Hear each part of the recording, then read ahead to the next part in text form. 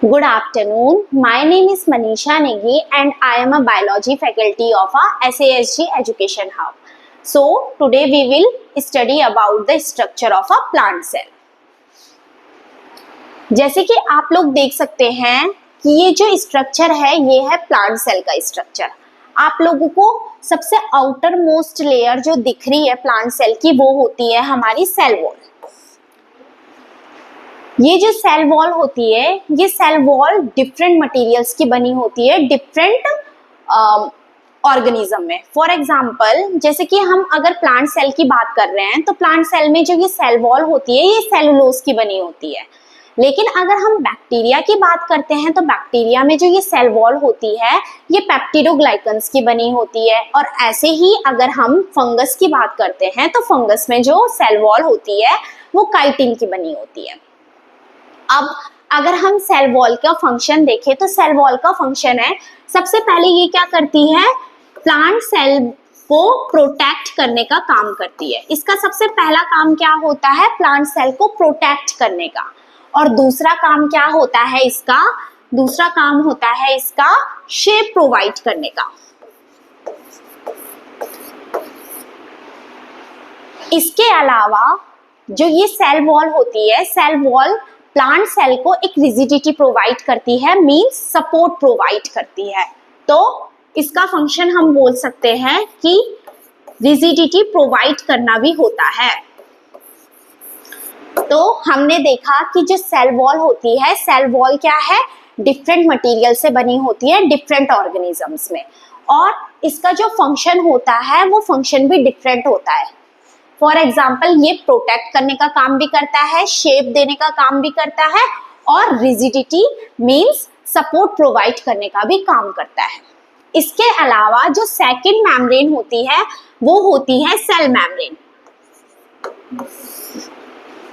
जैसे कि plant cell जो होता है, प्लांट सेल में जो सेकंड आउटर मोस्ट लेयर होती है वो होती है सेल मेम्ब्रेन। लेकिन अगर हम एनिमल सेल की बात करें तो एनिमल सेल में जो सेल मेम्ब्रेन होती है वो फर्स्ट लेयर होती है एनिमल सेल की। सेल मेम्ब्रेन का काम भी प्रोटेक्शन का ही होता है। लेकिन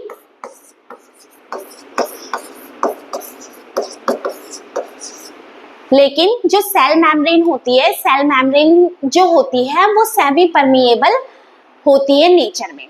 अब सेमी परमिएबल क्या होता है, सेमी परमिएबल मतलब होता है कि ये कुछ मॉलिक्यूल्स या फिर कुछ गैसेस की ही एंट्री करवाता है। फॉर एग्जाम्पल अगर कार्बन डाइऑक्साइड या फिर ऑक्सीजन की नीड है सेल को, तो सेल के अंदर कार्बन डाइऑक्साइड और ऑक्सीजन ही जा सकती है और वो ले जाने का काम कौन करता है, सेल मेम्ब्रेन करता है। अगर हम देखते हैं जो सेल वॉल है तो सेल वॉल क्या करता है कि सारे के सारे मॉलिक्यूल्स की एंट्री करवा देता है, लेकिन सेल मेम्ब्रेन बस किसी पर्टिकुलर मॉलिक्यूल्स या फिर गैसेस की ही एंट्री करवाता है और उसको हम कहते हैं सेमी परमिएबल मेम्ब्रेन। जैसे कि आप लोग एक एग्जांपल लेते हैं हम, जैसे कि हमारा स्कूल है। अब स्कूल में जो गार्ड अंकल होते हैं वो सारे के सारे बच्चों की एंट्री करवा देते हैं, तो वो हम सेल वॉल को मानकर चलते हैं। लेकिन अगर हम किसी पर्टिकुलर क्लास की बात करें तो पर्टिकुलर क्लास में जो टीचर होते हैं वो टीचर बस उस क्लास के पर्टिकुलर बच्चों को ही अंदर आने देते हैं, उनकी ही एंट्री करवाते हैं। बाकी के बच्चे जितने भी होते हैं उनको क्या करते हैं, उनकी एंट्री नहीं करवाते हैं। तो ये क्या है, सेमी परमिएबल नेचर है उस सेल मेम्ब्रेन का। अब इसके बाद हम देखेंगे राइबोसोम्स। ये जो राइबोसोम्स होते हैं इन्हें कहा जाता है protein factory of the cell.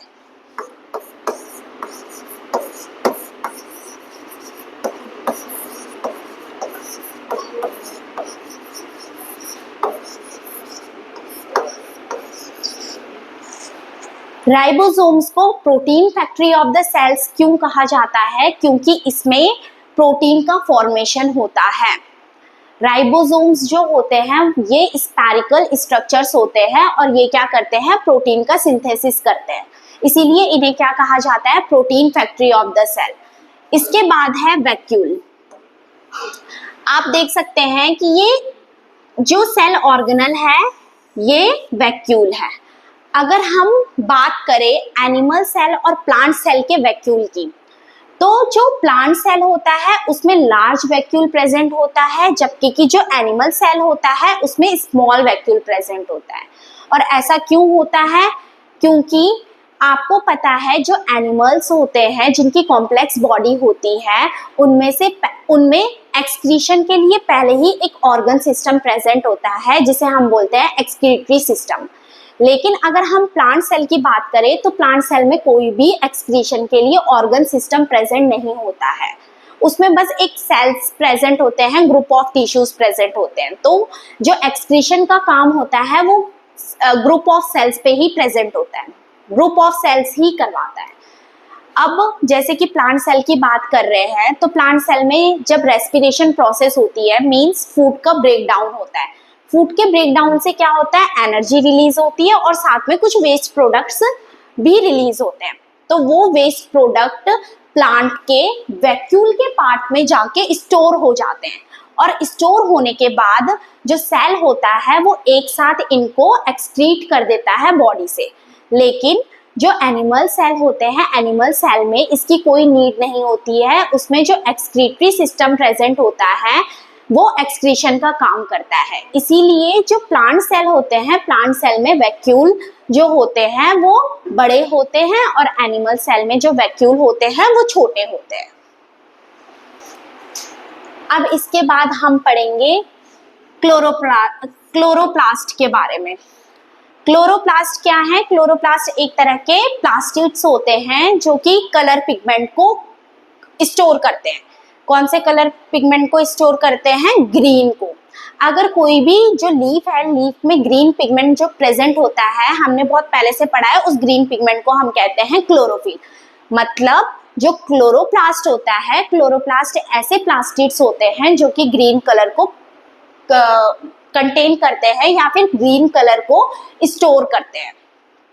अब क्लोरोप्लास्ट का काम क्या है? आप लोगों को पता है कि क्लोरोफिल जो होता है, क्लोरोफिल क्या करता है?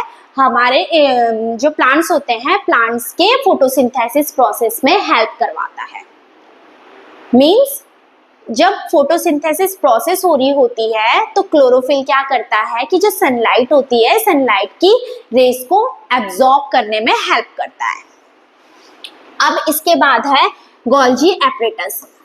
गोल्जी एपरेटस एक तरह के वेसिकल्स होते हैं, या फिर हम बोल सकते हैं कि ये क्या करते हैं, इनका मेन काम होता है ट्रांसपोर्टेशन और पैकेजिंग में। ट्रांसपोर्टेशन और पैकेजिंग मतलब कैसे? जैसे आप लोगों को पता है कि जो सेल होते हैं, सेल के अंदर रेस्पिरेशन प्रोसेस चलती रहती है। रेस्पिरेशन प्रोसेस मीन्स होता है कि कोई भी चीज जो है वो ब्रेक डाउन होती रहती है। अब जब वो ब्रेक डाउन होती रहती है तो उसमें से बहुत सारी चीजें जो हैं वो प्रोड्यूस भी हो रही है और बहुत सारी चीजें जो हैं वो एक्सक्रीट आउट भी हो रही है। तो इन चीजों को ट्रांसपोर्ट करने का काम, इन चीजों को पैक करने का काम किसका होता है? ये होता है गोल्जी एपरेटस का। तो गोल्जी एपरेटस का काम क्या होता है? Packaging of a material.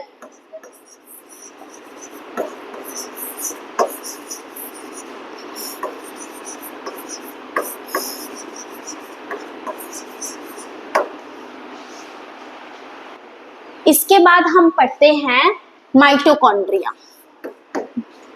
जो माइटोकॉन्ड्रिया होता है इसे कहा जाता है power house of the cell.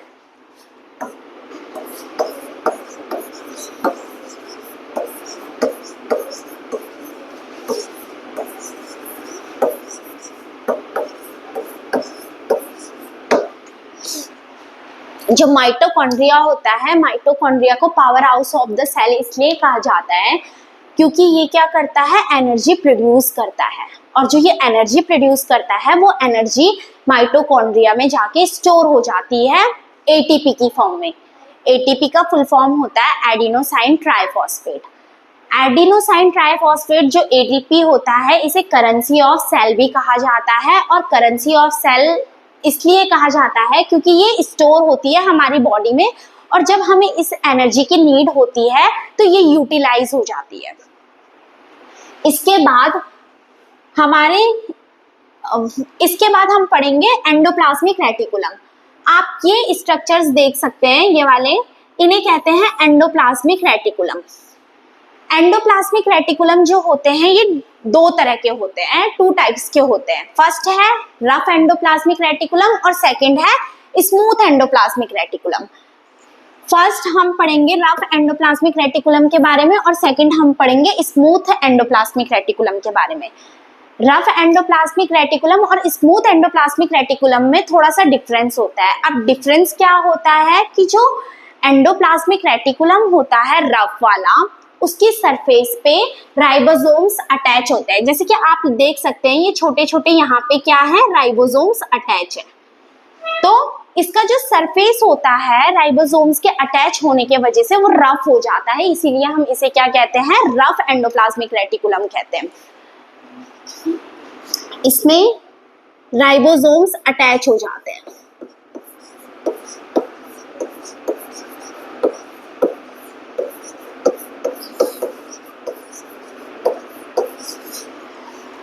दूसरा, इसका जो रफ एंडोप्लाज्मिक रेटिकुलम होता है, इसका जो फंक्शन होता है वो प्रोटीन सिंथेसिस होता है। प्रोटीन सिंथेसिस क्यों होता है? क्योंकि इसमें राइबोसोम्स अटैच हो जाते हैं, तो एंडोप्लाज्मिक रेटिकुलम मिलके प्रोटीन सिंथेसिस में फंक्शन करने लग जाता है।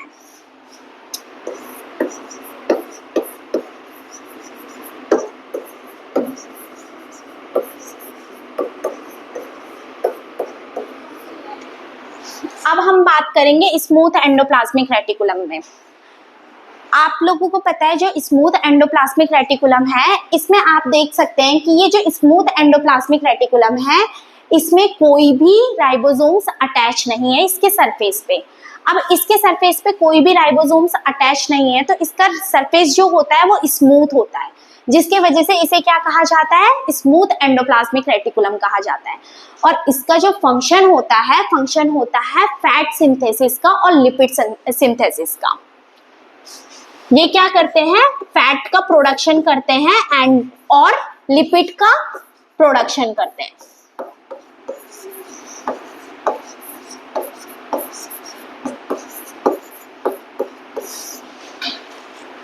इसके बाद हम पढ़ेंगे न्यूक्लियस।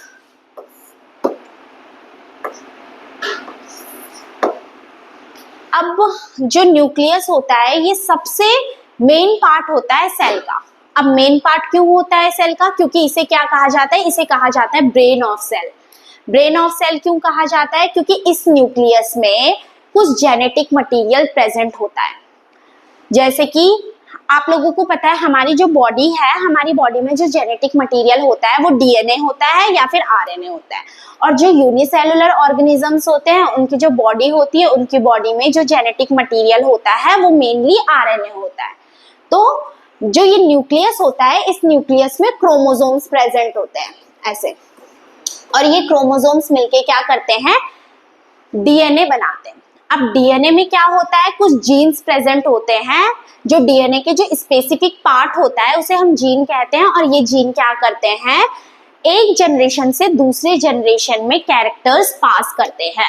आप लोगों ने देखा होगा कि कभी जैसे पेरेंट्स होते हैं, पेरेंट्स की जो हेयर कलर होता है वो हेयर कलर बिल्कुल जो बच्चे होते हैं उनके हेयर कलर से मैच होता है। ऐसा क्यों होता है? क्योंकि ये कैरेक्टर्स एक जनरेशन से दूसरे जनरेशन में पास होते हैं, और ये किसके वजह से होते हैं, जो जीन्स होते हैं डीएनए में उनके वजह से होते हैं। क्योंकि जब रिप्रोडक्शन का टाइम होता है तो रिप्रोडक्शन के टाइम पे ये न्यूक्लियस स्प्लिट हो जाता है, और स्प्लिट होने के वजह से ये जो न्यूक्लियस होता है ये रिप्रोडक्शन के टाइम पे अपने क्रोमोसोम्स को पास करवाता है, जिसके वजह से कैरेक्टर्स भी पास होते हैं।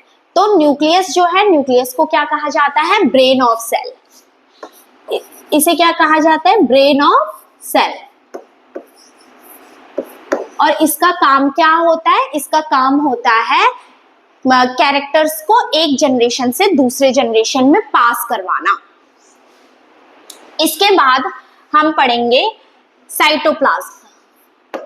जैसे कि आप लोगों को पता है कि जो ये सेल है, सेल के अंदर बहुत सारे ऑर्गेनल्स हैं। जैसे कि हमने पढ़ा कि राइबोसोम्स प्रेजेंट होते हैं, क्लोरोप्लास्ट प्रेजेंट होते हैं, वैक्यूल प्रेजेंट होते हैं, गोल्जी एपरेटस से होते हैं।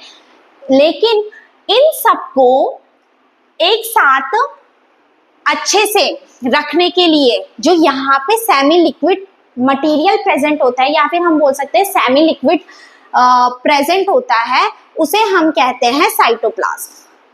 इस साइटोप्लाज्म का मेनली काम ये है कि ये इन सेल ऑर्गेनल्स को रैप्चर होने से बचाता है और इनको प्रोटेक्ट करता है, ताकि कि ये सारे के सारे सेल ऑर्गेनल्स एक के साथ अटैच ना हो या फिर एक दूसरे के साथ मिलकर ब्रोक डाउन ना हो। तो साइटोप्लाज्म क्या होता है, एक सेमी लिक्विड होता है, सेमी लिक्विड सब्सटेंस होता है जिसका मेन काम क्या होता है, सेल ऑर्गेनल्स की प्रोटेक्शन करना।